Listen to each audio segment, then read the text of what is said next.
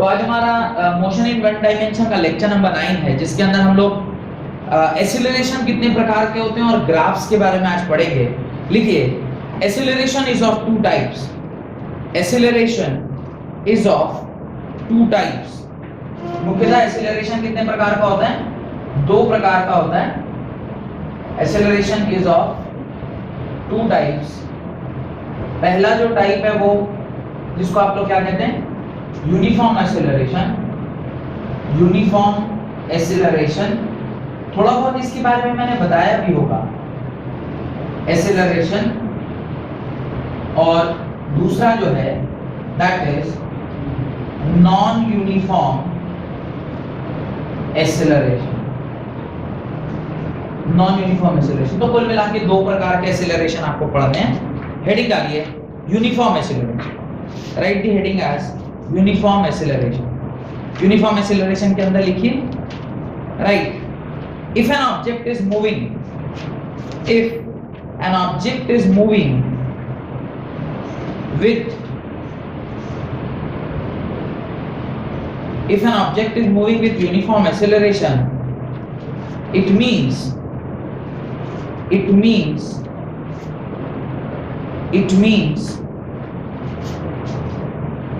that change in velocity is equal for equal interval of time. It means change in velocity is equal for equal interval of time. तो change in velocity equal है for equal interval of time. इस तरह के motion को आप क्या कहते हैं? यूनिफॉर्म एक्सीलरेशन कहते हैं। और दूसरा लिखिए non uniform acceleration. Second you write non uniform acceleration. If an object has variable और non uniform acceleration, if an object has variable or non-uniform acceleration, non-uniform acceleration, it means that the change in velocity is unequal,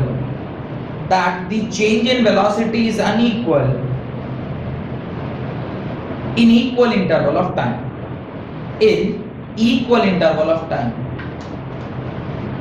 change in velocity is equal for equal interval of time and change in velocity is unequal for equal interval of time. मेरे ख्याल से ये logic आपको समझ में आ रहा होगा। Uniformly अगर कोई body A to B move की है, इसका क्या मतलब है? सपोज करिए ये पॉइंट C है, ये पॉइंट D है, तो इक्वल वेलोसिटी यानी चेंज इन इंटरवल में जो आपका वेलोसिटी चेंज है, अगर मैं इसे बोलूं डेल्टा V1, इसे डेल्टा V2, इसे डेल्टा V3 और इसे टाइम पीरियड बोलूं डेल्टा T1, इसे बोलूं डेल्टा T2, इसे बोलूं डेल्टा T3, अगर ये कांस्टेंट है यानी A is equal to delta V1 by delta T1 is equal to delta V2 by delta T2 is equal to delta V3 by delta T3, ये अगर सेम होता है तो इसको हम लोग क्या बोलते हैं? Uniform acceleration. इसको अगर मैं एग्जांपल की मदद से समझूं तो बॉडी A से सपोज करिए B तक गई है, बीच में C आया और D आया। सपोज करिए यहाँ पर जो इसकी वेलोसिटी थी वो v1 थी और यहाँ जो पहुंचा वो v2, यहाँ जो पहुंचा वो v3 और यहाँ जो पहुंचा वो v4। अभी एग्जांपल ले रहा हूँ। सपोज करिए 10 मीटर पर सेकंड है, ये 20 मीटर पर सेकंड है, ये 30 मीटर पर सेकंड है और ये 40 मीटर पर सेकंड है। इस तरह का कुछ एक एग्जांपल हमने लिया है और ऐसा इसने सपोज करिए 10 सेकंड में, फिर उसके बाद अगेन 10 सेकंड में, फिर उसके बाद अगेन 10 सेकंड में इस तरह का कार्यक्रम किया है। तो अब जब आप एक्सीलरेशन लिखेंगे तो आप क्या लिखेंगे? v2 v1 by t2 t1। v2 कितना है? 20 10 by, मैं डायरेक्टली 10 लिख रहा हूं। जब आप इसे सॉल्व करिएगा ये आएगा 10 by 10 that is equal to 1 metre per second square. Similarly ये आपने a1 निकाला, a1 मतलब फ्रॉम a से लेकर c तक। अभी मैं cd के बीच में निकाल रहा हूं। a2 आप क्या लिखोगे? a2 आप लिखोगे v3 v2 by t3 t2। इसको जरा सॉल्व कीजिएगा, आप लिखेंगे 30 20 by 10। इसको आप सॉल्व करेंगे वापस से कितना आएगा? 10 by 10 that is equal to 1 metre per second square. Similarly जब आप तीसरा भी कैलकुलेट करेंगे दैट इज a3 आएगा v4 v3 divided by t4 t3। इसको भी सॉल्व कीजिएगा, ये आएगा 40 माइनस 30 बाई 10, इसको सॉल्व करके लिखिएगा, ये भी होगा 10 by 10 that is equal to 1 metre per second square. आप देख पा रहे होंगे acceleration is remaining constant because the change in velocity delta v by delta t। आप देखिए हर बार जब आपने delta v by delta t निकाला है वो हर बार क्या आया है, सेम आया है। ये ऑलवेज क्या है, सेम है। जब कभी भी change in velocity per unit time किसी भी एक पर्टिकुलर मोशन के लिए अगर कांस्टेंट रहता है तो उस पर्टिकुलर मोशन को हम क्या कहते हैं, यूनिफॉर्म एक्सीलरेशन कहते हैं। तो उसके नीचे आप ये पर्टिकुलर जो कॉन्सेप्ट मैंने आपको सिखाया है उसको आप अपने कॉपी में बना लो। बहुत सरल है, सिर्फ डेफिनेशन ही नहीं लिखना, डेफिनेशन के साथ साथ भी अगर आप एक उदाहरण दे देंगे ना अपनी कॉपी में तो understanding will be more clearer. आपको ज्यादा अच्छे से एक पिक्चराइज हो जाएगा पूरा कि किस प्रकार से आपका ये जो चेंज इन वेलोसिटी पर चेंज इन टाइम पीरियड जो है वो कैसे कांस्टेंट रह रहा है। आप बार-बार एग्जांपल में देख रहे हैं, ऑब्वियसली दिख भी रहा है ना, there is a constant speed increase कर रहा है। देखिए पहले 10 था फिर 20 हो गया, 20 से फिर 30, 30 से फिर 40, तो there is constant increase of speed. और जो चेंज इन स्पीड है वो ऑलवेज क्या है, कांस्टेंट है। 20 - 10 is 10, 30 - 20 is 10, 40 - 30 is 10। तो चेंज इन स्पीड कांस्टेंट है और equal change in speed in equal interval of time, time was also equal, तो equal change in speed in equal interval of time is known as uniform acceleration. तो hope कि ये आपको समझ में आ गया। अगर ये आपको समझ में आ गया है तो अभी इसके नीचे आप वापस से नॉन यूनिफॉर्म एक्सीलरेशन का हम लोग इसी प्रकार से कोशिश करते हैं सॉल्व करने का, ठीक है। एग्जांपल सिर्फ मैं क्या करता हूं, बदल देता हूं, बाकी सारी चीजें लिख लिया ना सबने, तो एग्जांपल सिर्फ मैं बदल रहा हूं, बाकी सारी चीजें तो एज इट इज रह जाएंगी। बस ध्यान से समझिएगा, समझ में आ जाएगा। अगर मैं कह रहा हूं कि ये नॉन यूनिफॉर्म एक्सीलरेशन है तो इस टाइम में क्या बोलूंगा, ये सारी चीजें अनइक्वल हो जाएंगी, ये सारी चीजें अनइक्वल हो जाएंगी। वापस से एक एग्जांपल ले रहा हूं, सपोज करिए कोई बॉडी A से B को गई है, रास्ते में उसने C और D भी चेक किया, यहां पे इसकी वेलोसिटी v1 थी, यहां v2, यहां v3 और यहां v4। Initially it was travelling at 10 metre per second, अगले बार ये हो गया 30 मीटर पर सेकंड, इसके बाद ये हो जाएगा सपोज करिए 60 मीटर पर सेकंड और उसके बाद सपोज करिए ये हो गया 100 मीटर पर सेकंड। इस प्रकार से ये बढ़ गया। टाइम इंटरवल अभी भी मैं क्या रख रहा हूं, 10 सेकंड्स, 10 सेकंड्स एंड 10 सेकंड्स, इस प्रकार से मैंने टाइम पीरियड रखा है। अब मैं देखिए एक्सीलरेशन 1 निकाल रहा हूं। Acceleration 1 will be v2 - v1 by t2 - t1।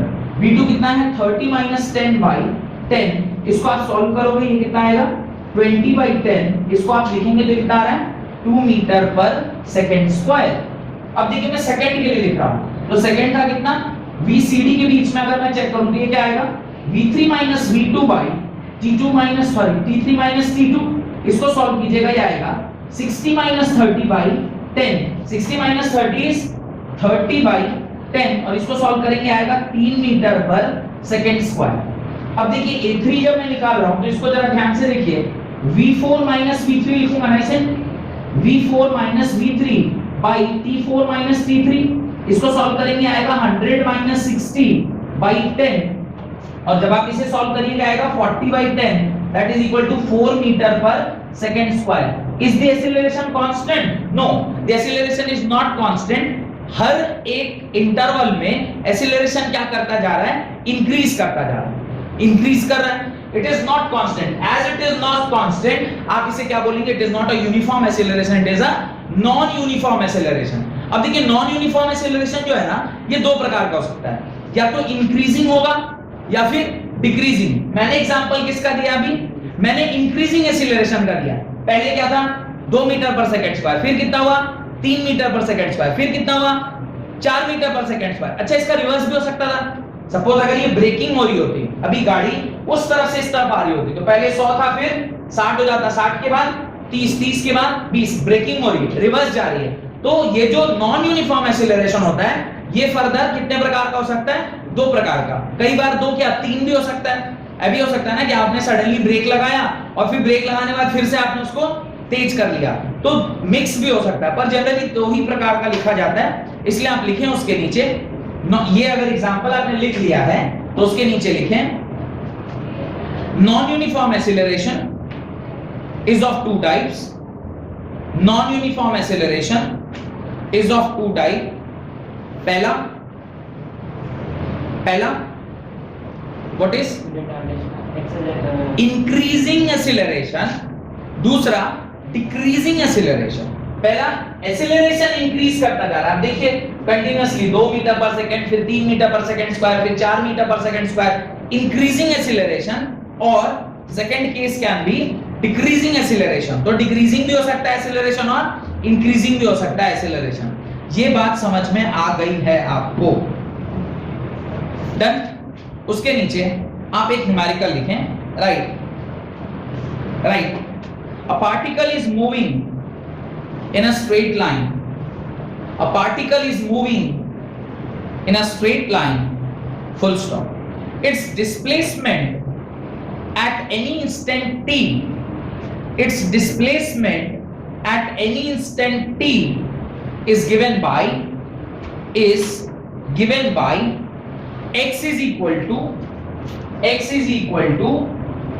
10t plus 5t cube is given by 10t plus 15t cube, sorry 5t cube नहीं 15t cube, 10t plus 15t cube, where x is in meters and t is in seconds. Where x is in meters and t is in seconds. T is in seconds. Point number 1. The average acceleration in the time interval t is equal to 0 to t is equal to 2. Find point number 1. The average acceleration in the time interval t is equal to 0 to t is equal to 2. Second, instantaneous acceleration at time t is equal to 2 seconds. Instantaneous acceleration at time t is equal to 2 seconds. इन दोनों को आपने क्या करना है? Solve करना है. Solve कीजिए. बहुत ही आसान सवाल दिया था आपको, जहां पे x का फंक्शन आपको दिया गया. x is what? x is 10t plus 15t cube, ये आपको फंक्शन दिया है. और फंक्शन देने के साथ साथ आपको ये भी क्वेश्चन में पूछा गया, आपसे दो सवाल पूछा गया. बिट नंबर 1 आपसे ए एवरेज पूछा गया है कितने में? Time t is equal to 0 से लेकर time t is equal to 2 second के बीच में, if I am not wrong, यही पूछा है ना. और दूसरा पूछा है ए इंस्टेंटेनियस, जो कि time t is equal to 2 second पर क्या बॉडी की वो है एक्सीलरेशन. अब देखिए ये हमें x फंक्शन दिया हुआ है. मैंने कुछ इंपॉर्टेंट फार्मूला आपको लिखवाया था कि velocity is equal to dx by dt होता है. तो अगर इस फंक्शन को मैं एक बार डिफरेंशिएट कर दूं तो वेलोसिटी आ जाएगा. तो dx by dt, इसको अगर मैं डिफरेंशिएट करूंगा तो वेलोसिटी आएगी. वेलोसिटी आई तो मैं ऐसे लिखूंगा ना, d of 10 of t plus 15t cube by dt. अब मैंने ये भी कहा होगा कि ऐसे दो फंक्शन दिया रहता है, उसको तोड़ लेते हैं. d of 10t by dt plus d of 15t cube by dt. अब जरा ध्यान से देखिए, इसको जब आप डिफरेंशिएट करेंगे तो ये 10 आ जाएगा, प्लस इसको डिफरेंशिएट करेंगे तो ये 45t स्क्वायर आएगा. कोई दिक्कत है तो पूछिए. ये आपका वेलोसिटी आ गया, वेलोसिटी का फंक्शन आ गया. अब मुझे एक्सीलरेशन चाहिए, उसके लिए ए एवरेज का फॉर्मूला चाहिए. A average is equal to होता है v2 minus v1 by t2 minus t1. यानी मुझे velocity at time t is equal to 2 second and velocity at time t is equal to 0 second. तो मैं इस velocity के function में जब 0 डालूंगा, इस वेलोसिटी के फंक्शन में जब time t is equal to 0 डालूंगा तो 10 plus 45 into 0 का whole square will give me 10 metre per second. Whereas इसी वेलोसिटी के फंक्शन में जब time t is equal to 2 डालूंगा तो 10 plus 45 into t का होल स्क्वायर, t का होल स्क्वायर मतलब 2 का होल स्क्वायर, 45 4 जा 180 is plus 190 metre per second. ये आपका क्या हो गया? This is your final velocity. अब मुझे ए एवरेज, यानी ए एवरेज का फॉर्मूला जब हम लगाएंगे, final velocity is 190 metre per second minus 10 metre per second whole divided by change in time is 2, 180 metre per second divided by 2 seconds is equal to 90 metre per second square. This is the answer to the first question. अब second आपसे पूछा है कि ए instantaneous बताइए। ए instantaneous का क्या मतलब है? अब मुझे ए इंस्टेंटेनियस निकालने के लिए जो फॉर्मूला मैंने आपको लिखवाया होगा वो होगा dv by dt, यानी जो वेलोसिटी का फंक्शन अब आया है उसे अब मैं क्या करूंगा, एक बार और टाइम के रिस्पेक्ट में क्या करूंगा, डिफरेंशिएट करूंगा। जब मैं इसे डिफरेंशिएट करूंगा तो ये पहला वाला तो कांस्टेंट है, ये जीरो हो जाएगा, प्लस दूसरा वाला जो 45t² है dt, ये क्या होगा, डिफरेंशिएट होगा, ये हो जाएगा 90t के बराबर, ये हो जाएगा 90t के बराबर। ये आपका एक्सीलरेशन का फंक्शन आ गया। उस एक्सीलरेशन के फंक्शन में उसने आपसे पूछा है कि बताइए जो आपका body at time t = 2, body कितने एक्सीलरेशन के साथ घूम रहा था, तो सेकंड जो आपका बिट है दैट इज ए इंस्टेंटेनियस, वो भी कब, टाइम t = 2 सेकंड पे। तो आपका एक्सीलरेशन फंक्शन कितना था, 90t। आप 90 की जगह क्या डाल दोगे, t की जगह 2 डाल दोगे, तो आंसर होगा 180 metre per second square, and this will be your answer, this will be your answer. तो इस प्रकार से काफी सरल सा क्वेश्चन, जिसको अगर आपकी कंसेप्चुअल क्लैरिटी नहीं है कि भाई इंस्टेंटेनियस एक्सीलरेशन कैसे निकलता है, एवरेज एक्सीलरेशन कैसे निकाला जाता है, तो ये सवाल आपसे गलत होता। अगर आपका कंसेप्चुअल क्लैरिटी सही है किस प्रकार से इस तरह के क्वेश्चंस में हम सॉल्यूशन को निकालते हैं, तो 100% आपका आंसर सही आना चाहिए था। चलिए हेडिंग डालिए, हेडिंग डालिए, graphical representation of, graphical representation of various, graphical representation of various graphs between, various graphs between, graphical representation of various graphs between, पहला point number 1 position time graph, पहला point number 1 position time graph. इसके अंदर हम लोग 3 graph पढ़ेंगे, तो पहले सारा हम लोग टाइप्स लिख लेते हैं, फिर एक एक करके उसको पढ़ते जाएंगे। पहला जो इसका सब हेडिंग डालेंगे वो लिखेंगे रेस्ट, दूसरा यूनिफॉर्म स्पीड, तीसरा नॉन यूनिफॉर्म स्पीड। पहला रेस्ट, दूसरा यूनिफॉर्म स्पीड, तीसरा नॉन यूनिफॉर्म स्पीड। सेकंड लिखिए वेलोसिटी टाइम ग्राफ। आपने एक बार डिस्टेंस टाइम ग्राफ या पोजीशन टाइम ग्राफ पढ़ना है, उसके बाद velocity time graph. Second heading डालिए velocity time graph. Velocity time graph के अंदर आपको 2 चीजें पढ़नी है। पहला यूनिफॉर्म वेलोसिटी से जो मोशन होता है, वेलोसिटी टाइम ग्राफ के अंदर फर्स्ट बिट लिखिए यूनिफॉर्म वेलोसिटी वाला मोशन, सेकंड बिट लिखिए नॉन यूनिफॉर्म वेलोसिटी वाला मोशन। यूनिफॉर्म वेलोसिटी वाला motion and non uniform velocity वाला मोशन। नॉन यूनिफॉर्म वेलोसिटी के नीचे सब बिट 2 बनाइए, एक में लिखिए इंक्रीजिंग एक्सीलरेशन और एक में लिखिए डिक्रीजिंग एक्सीलरेशन। एक में लिखिए इंक्रीजिंग एक्सीलरेशन और एक में लिखिए डिक्रीजिंग एक्सीलरेशन। फिर आइए तीसरे भाग में, third is acceleration time graph, third is acceleration time graph. और उसके अंदर हम लोग वापस से फिर 2 प्रकार में पढ़ेंगे। पहला first is uniform acceleration, first is uniform acceleration, second is non-uniform acceleration. First is uniform acceleration and second is non-uniform acceleration. Uniform acceleration तो कोई सब टाइप नहीं है, लेकिन नॉन यूनिफॉर्म एक्सीलरेशन का कितना सब टाइप था, 2 सब टाइप था, एक इंक्रीजिंग एक्सीलरेशन और दूसरा डिक्रीजिंग एक्सीलरेशन। तो लिख लीजिए नॉन यूनिफॉर्म एक्सीलरेशन के नीचे वापस से 2 टाइप लिखिए, increasing acceleration and decreasing acceleration. तो कुल मिलाकर ये 3 4 5 6 7 8 9 कुल मिला के आपको कितने ग्राफ बनाने, 9 ग्राफ मेरे ख्याल से आपको बनाने होंगे।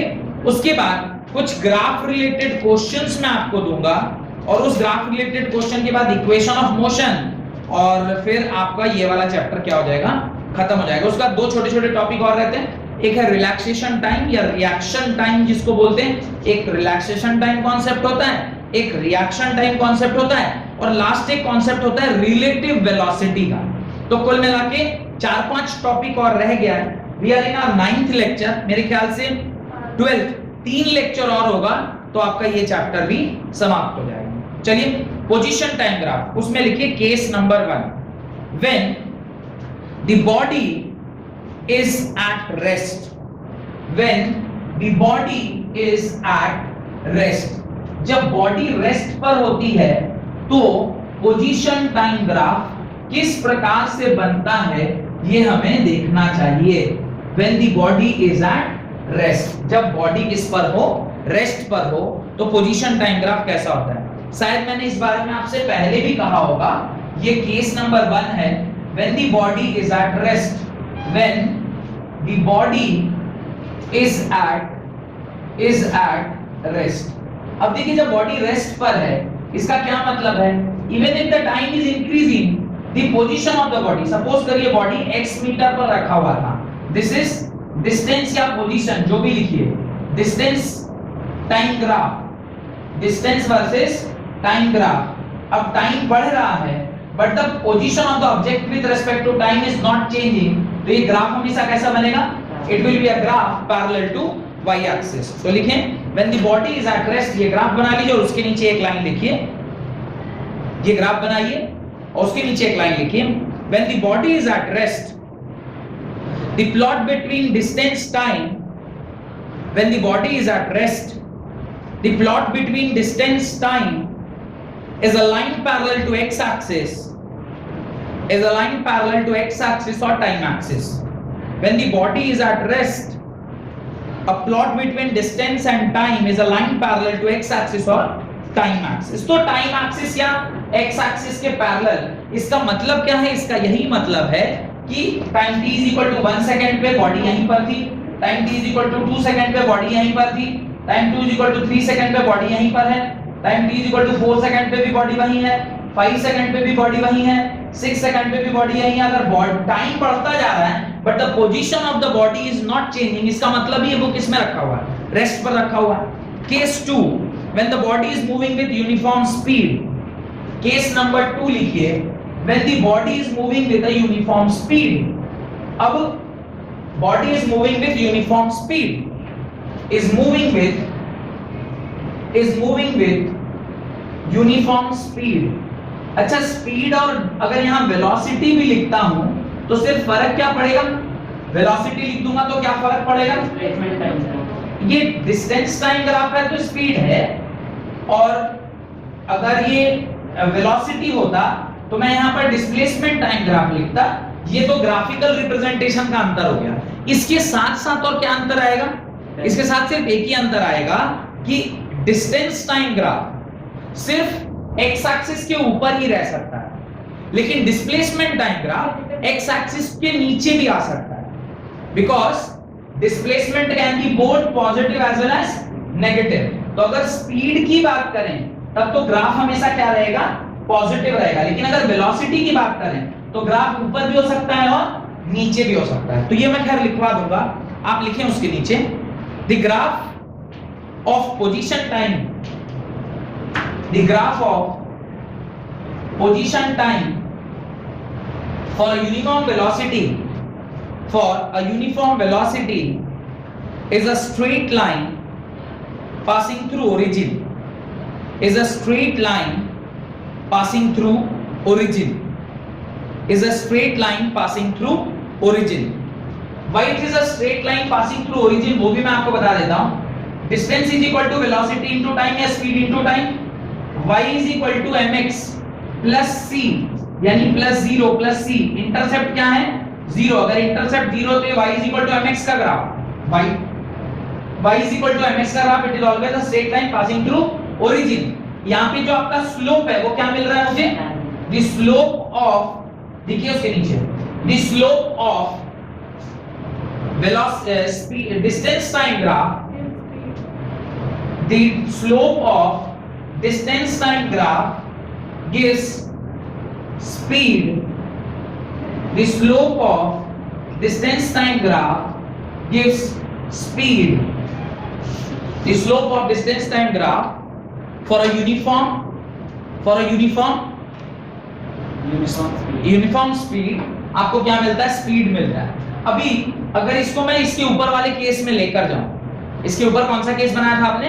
When the body is at rest, tan theta वहां पे क्या बनेगा? 0। tan थीटा 0 मींस जो आपका स्लोप है वो 0, स्लोप मतलब जो आपका स्पीड है वो 0, स्पीड 0 मतलब बॉडी इज एट रेस्ट। वो भी आपका क्लैरिफाई हो गया।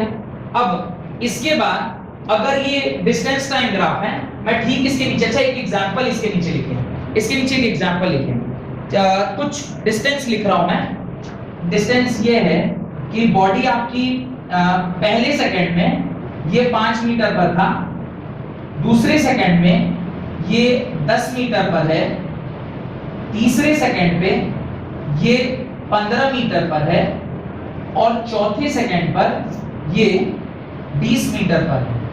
आप x1 इज इक्वल टू क्या लिखोगे? 5 metre, x2 is equal to 10 metre, x3 is equal to 15 metre, x4 is equal to how much? 20 metre. ये कितने समय में? t1 1 second, t2 2 second, t3 3 second and t4 is 4 second. ये सारे आपके समय हैं। अब अगर मैं स्पीड निकालूं तो ये स्पीड क्या होगा? v1 will be equal to distance by time, 5 by 1 that is 5 meter per second। v2 क्या होगा? देखिए v2 is distance by time, distance traveled by time period कितना है?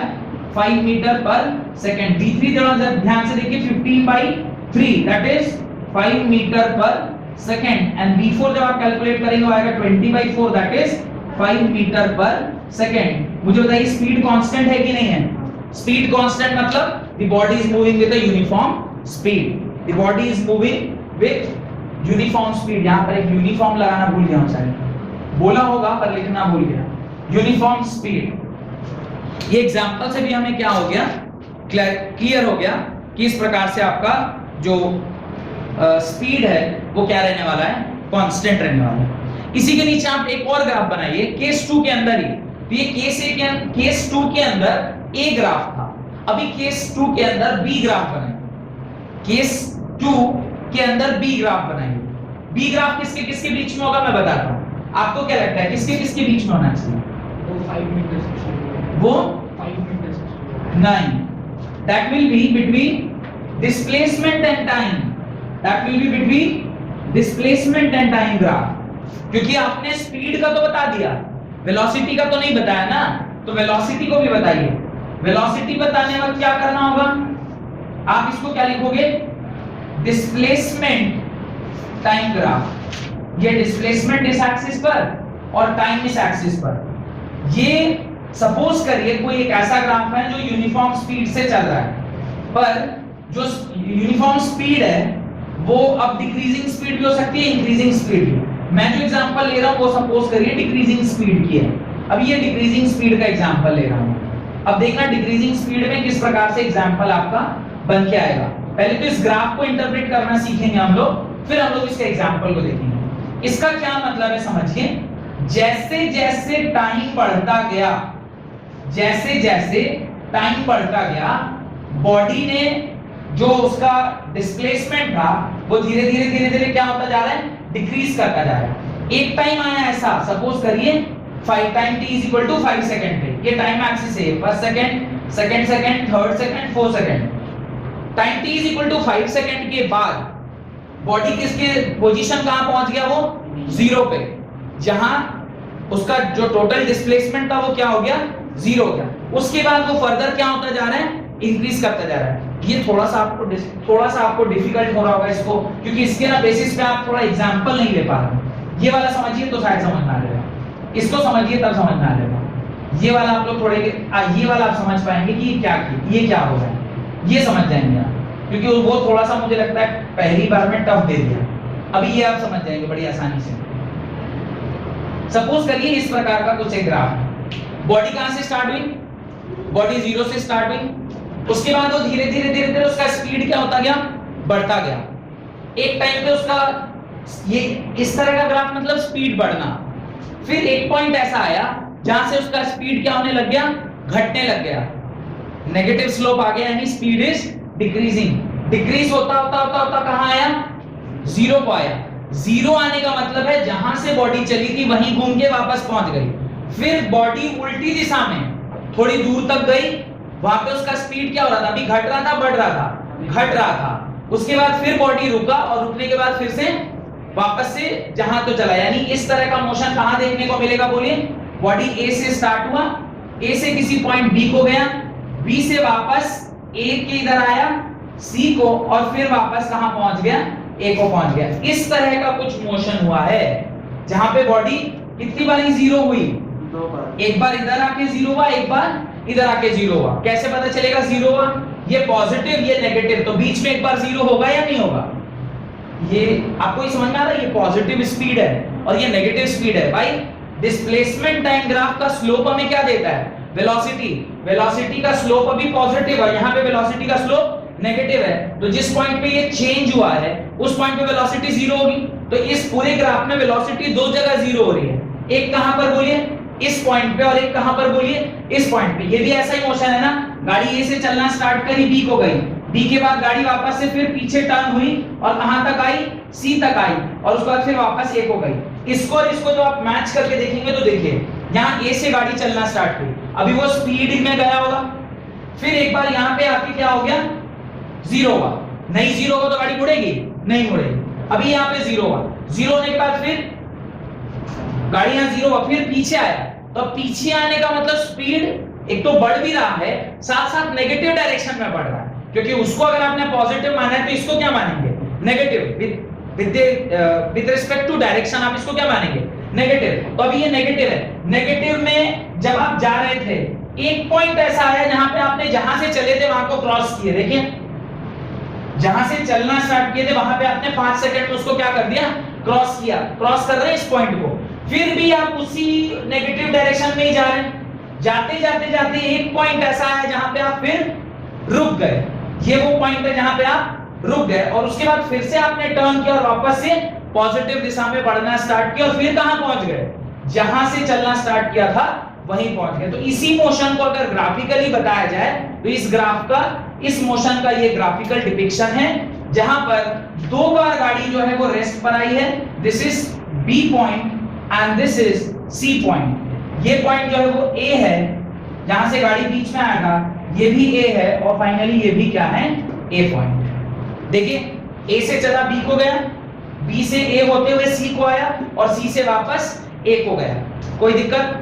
इस प्रकार से जब आप ग्राफ, अभी यहां पे भी देखिए, इसका भी जो स्लोप होगा, इस भी ग्राफ का जो स्लोप होगा वो क्या होगा, tan थीटा, और tan theta is equal to perpendicular by base, that is m is equal to perpendicular, इसमें क्या होगा, यहां से देखें परपेंडिकुलर क्या होगा, डिस्प्लेसमेंट, और टाइम क्या है, बेस है, डिस्प्लेसमेंट बाय टाइम क्या होता है, displacement by time is velocity, तो आपको m इज इक्वल टू क्या मिल जाएगा, वेलोसिटी मिल जाएगा, कोई दिक्कत, m वेलोसिटी है। यहां से यहां के लिए ये पॉजिटिव वेलोसिटी है, ये पॉजिटिव वेलोसिटी है, यहां से लेकर यहां के लिए ये क्या है, नेगेटिव वेलोसिटी है, एंड यहां से लेकर यहां तक के लिए वापस से ये पॉजिटिव वेलोसिटी है।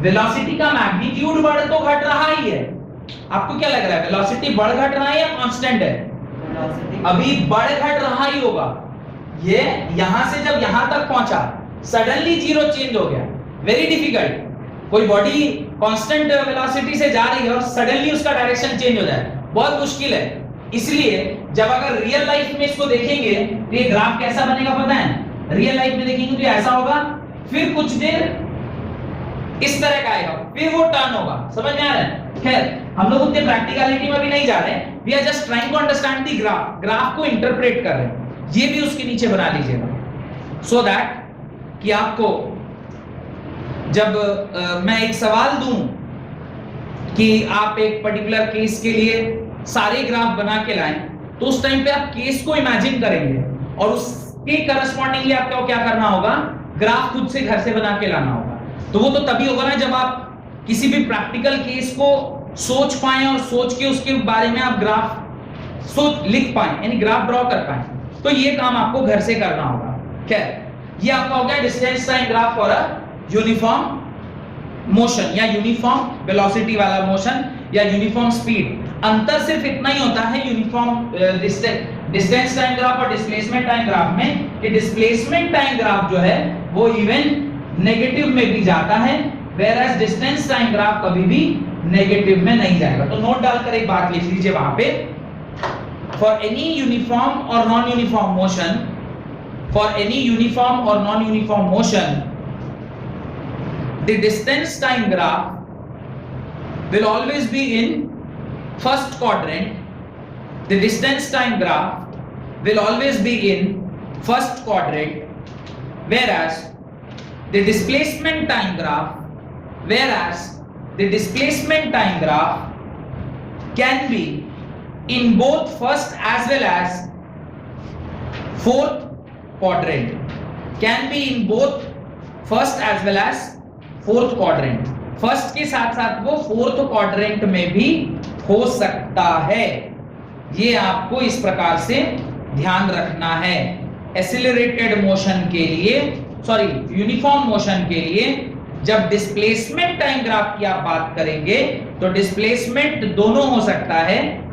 डिस्प्लेसमेंट या तो पॉजिटिव भी हो सकता है और नेगेटिव भी हो सकता है, तो इसका आपको ख्याल रखना चाहिए। डन। केस नंबर 3 लिखिए। Write the case number 3. When the body is moving with non-uniform speed या velocity, when the body is moving with non-uniform speed या velocity, moving with non-uniform speed या velocity. अब देखिए बनाना वापस से अपने को डिस्प्लेसमेंट टाइम ग्राफ ही है या डिस्टेंस टाइम ग्राफ ही है, पर इस बार अपने को किसके लिए बनाना है? For a non uniform motion, moving with non uniform motion. आप नॉन यूनिफॉर्म मोशन के लिए ग्राफ बना रहे हो। नॉन यूनिफॉर्म मोशन का क्या मतलब होता है मैंने ऑलरेडी आपको लिखवा रखा है। What is the meaning of non uniform motion? अभी देखिए मैं एक ग्राफ बना रहा हूं फॉर, ये भी किसके बीच में? Displacement time graph. लेकिन डिस्प्लेसमेंट बोलूं या डिस्टेंस बोलूं कोई फर्क नहीं पड़ता है, बस अंतर इतना ही है कि डिस्टेंस बोलेंगे तो वो सिर्फ पॉजिटिव क्वाड्रेंट में होगा, डिस्प्लेसमेंट बोलेंगे तो वो पॉजिटिव भी हो सकता है और नेगेटिव भी हो सकता है। याद रखिएगा जब हम लोग इसके बारे में ग्राफ लिखते हैं, when a body is going in non uniform motion, non uniform motion का मतलब क्या है? बॉडी एक्सीलरेटेड मोशन में है, एक्सीलरेटेड मोशन में है। अब ये जो बॉडी एक्सीलरेटेड मोशन में है, इसमें दो तरह का एक्सीलरेशन है, एक तो यूनिफॉर्म एक्सीलरेशन और दूसरा नॉन यूनिफॉर्म एक्सीलरेशन। तो हम लोग जिसके बारे में भी ग्राफ बना रहे हैं वो किसका केस है? वो यूनिफॉर्म एक्सीलरेशन का केस है। ये यूनिफॉर्म एक्सीलरेशन का केस है, ठीक है? तो उसमें जो ग्राफ बनता है वो समथिंग लाइक दिस। वो भी यूनिफॉर्म एक्सीलरेशन में आप किसी भी दो पॉइंट के बीच में इसका जो आप स्लोप निकालेंगे, इसका जो आप स्लोप निकालेंगे, तो एक सपोज करो आपने यहां स्लोप निकाला और एक सपोज करिए आपने यहां स्लोप निकाला, तो ऑलरेडी आपको क्या पता है? Slope of a distance time graph will give you what? It will give you velocity. तो ये वाला जो स्लोप निकलेगा दिस इज v1, ये वाला जो स्लोप निकलेगा this is v2, this is time t1 and this is time t2। Acceleration is equal to v2 v1 by t2 t1। तो ये आपको एक्सीलरेशन आता है फॉर अ यूनिफॉर्म एक्सीलरेशन का case, for a uniform acceleration का case. तो ये graph बना लीजिए, उसके नीचे मैं आपको स्टेटमेंट में लिखवा देता हूं कि ये किस तरह का ग्राफ बनेगा। ये ग्राफ बनाइए जहां पे डिस्टेंस टाइम ग्राफ पे किसी भी पॉइंट का slope will give you velocity, तो ये इनिशियल वेलोसिटी और ये फाइनल वेलोसिटी, और उनके बीच का जो वेलोसिटी का चेंज बाय टाइम का चेंज ही तो हमें क्या मिलता है? एक्सीलरेशन मिलता है। तो इस प्रकार से आपको एक्सीलरेशन मिल जाएगा। अब यूनिफॉर्म एक्सीलरेशन का मतलब कांस्टेंट एक्सीलरेशन भी हो सकता है या कई बार नॉन यूनिफॉर्म भी हो सकता है। तो हम लोग फिलहाल किसका देख रहे हैं? यूनिफॉर्म एक्सीलरेशन का देख रहे हैं। आप उसके नीचे कुछ एक एग्जांपल लिखिए ताकि आपको थोड़ा सा आइडिया लगे कि क्या हो रहा है। राइट। पहले इसके नीचे आप एक स्टेटमेंट लिखें, द ग्राफ और the plot of position time, the graph और the plot of position time is an upward parabola, is an upward parabola for increasing speed, for increasing speed। अब देखिए जरा मैं increasing speed निकालूंगा। निकालने से पहले कुछ डेटा आपको मैं देना चाहता हूं। Data is x1 is equal to 10 metre, x2 is equal to 30 metre, x3 is equal to x3 is equal to 50 meter and x4 is equal to 100 metre. Suppose इस तरह का कुछ एक डेटा आपको दिया गया है जहां पे आप 10 मीटर 20 मीटर, इसे मैं 50 ना लिख के 60 लिख रहा हूं, 60 मीटर एंड 100 मीटर, और जो टाइम लग रहा है वो time t is equal to 1 second, फिर time t2 is equal to 2 second, फिर time t3 is equal to 3 second and time t3 is equal to 4 second. मैं इस प्रकार से इसे लिख रहा हूं। अब जरा ध्यान से देखिएगा, मैं वेलोसिटी v1 निकालूंगा। क्या आएगा velocity v1? 10/1 that is equal to 10 metre per second. जब मैं वेलोसिटी v2 निकाल रहा हूं क्या आएगा? 30/2 that is 15 metre per second. जब मैं वेलोसिटी v3 निकालूंगा क्या आएगा? 60/3 that is 20 metre per second, that is 20 metre per second. And जब मैं v4 निकालूंगा वो आएगा 100/4 that is 25 metre per second. Clearly मुझे दिखाई दे रहा है कि ये इंक्रीजिंग वेलोसिटी का केस है। दिखाई दे रहा है? It is a purely a case of increasing velocity. Increasing velocity. अच्छा, जो वेलोसिटी इंक्रीज कर रही है वो कांस्टेंट रेट से कर रही है या वेरिएबल रेट से कर रही है? Constant rate. हर बार जो इंक्रीज इन टाइम वेलोसिटी वो कितने का है? 5 का है। अभी अगर मैं इसे a1 a2 a3 a4 निकालूं, ध्यान से देखिएगा, a1 क्या आएगा? 15 minus 10 by 1 सेकंड। ये कितना है? 5 मीटर पर सेकंड स्क्वायर। मैं भी दूसरा देखिए, a2 क्या लिखूंगा? 20 minus 15 by 1 that is 5 metre per second square. और a3 निकालूंगा तो क्या आएगा? देखिए 25 minus 20 by 1 that is 5 metre per second square. इस केस में जो आपका एक्सीलरेशन आया वो कांस्टेंट आया है या नहीं? कांस्टेंट एक्सीलरेशन आने का मतलब ये बॉडी किससे मूव कर रही थी? यूनिफॉर्म एक्सीलरेशन से मूव कर रही थी। तो यही डेटा को लेकर ही हम लोगों ने ग्राफ बनाया होगा ना, इन्हीं डेटा के सपोर्ट से ग्राफ बना होगा। तो इस प्रकार से डेटा भी साथ साथ लिखते चलिए सो दैट कि कोई ग्राफ अगर आपसे पूछ ले तो वो भी आप बड़ी आसानी से लिखने के पोजीशन में होने चाहिए। डन? ये सारा डेटा लिख लिया। यहां पे आपको क्लियरली दिखाई दे रहा है कि एक्सीलरेशन इज कांस्टेंट। तो ये किसका ग्राफ है? This is non uniform motion का ग्राफ है। Non uniform motion is accelerated motion. Accelerated motion में भी स्पेशल केस क्या है? यूनिफॉर्म एक्सीलरेशन का, जिसमें स्पीड क्या हो रही है? इंक्रीज कर रही है, इंक्रीजिंग वेलोसिटी या इंक्रीजिंग स्पीड। अच्छा, अगर ये वेलोसिटी के टर्म्स में लिखेंगे तो सिर्फ अंतर क्या होगा? ग्राफ कैन बी नेगेटिव, ये डिस्प्लेसमेंट हो जाएगा और ग्राफ नीचे भी जा सकता है। यहां से ऐसा कुछ नीचे भी हो सकता है। ठीक है, कुछ एक एग्जांपल आपको दूंगा जहां पे ये ग्राफ नीचे जाता होगा और वो हम पूछूंगा आपसे। डन? आगे लिखें उसी ग्राफ के नीचे, the slope of position time graph, the slope of position time graph for a non-uniform motion is different at different point of time.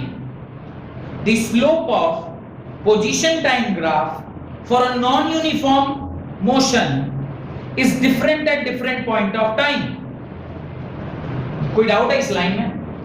अलग अलग पॉइंट पे जो स्लोप आ रहा है वो अलग अलग आ रहा है। दिखाई दे रहा है? अगर मैं यहां पे स्लोप निकाल रहा होता तो कभी स्लोप अलग होता, इसके बाद स्लोप निकाला वो अलग है, यहां कहीं बीच में निकालता तो अलग होता, फिर और आगे अलग, फिर और आगे निकालता तो और अलग होता। Every time the slope is changing. Every क्षण जो आपका स्लोप है वो चेंज कर रहा है। एवरी क्षण अगर स्लोप चेंज कर रहा है इसका मतलब ये यूनिफॉर्म वेलोसिटी या non uniform velocity? Non uniform velocity. तो आगे लिखें which means the velocity is not constant, which means the velocity is not constant or is variable, or is variable. For the above example जो आपने लिखा है, for the above example it can be seen that the slope is continuously increasing.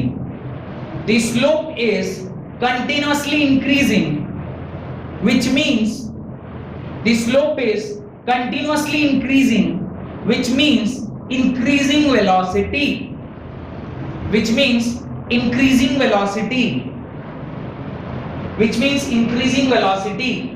दिखाई दे रहा है? ये आपकी velocity continuously क्या कर रही है? इंक्रीज कर रही है। अच्छा, इसी को अगर मुझे डिक्रीजिंग वेलोसिटी का ग्राफ बनाना, ये बना लिया ना सबने? अगर मैं कोई को डिक्रीजिंग वेलोसिटी का ग्राफ बनाना होता तो क्या करते?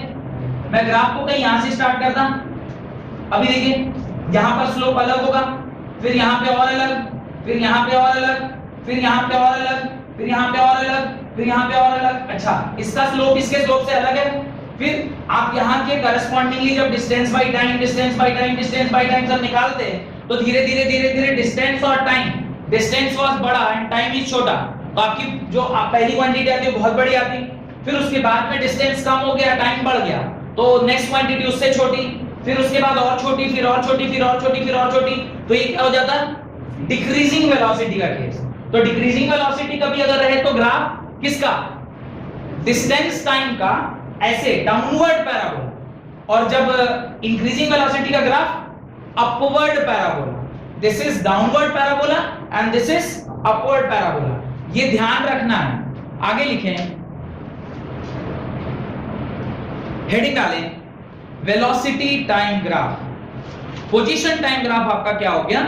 खत्म हो गया। पोजीशन टाइम ग्राफ में 3 केस पढ़ने थे ना हम लोगों को। पहला at rest, second when the body was moving with constant speed या velocity, third when the body was moving with non uniform speed या velocity। अब वेलोसिटी होगा तो समझ गए ना क्या करना होगा। This graph can be negative also, अभी यहां से स्टार्ट हो रहा था, यहां से भी स्टार्ट हो सकता है। Graph can be negative also. यहां तक रखते हैं, अगली क्लास में velocity time graph and acceleration time graph को कंप्लीट करेंगे। बहुत बहुत धन्यवाद आज की क्लास अटेंड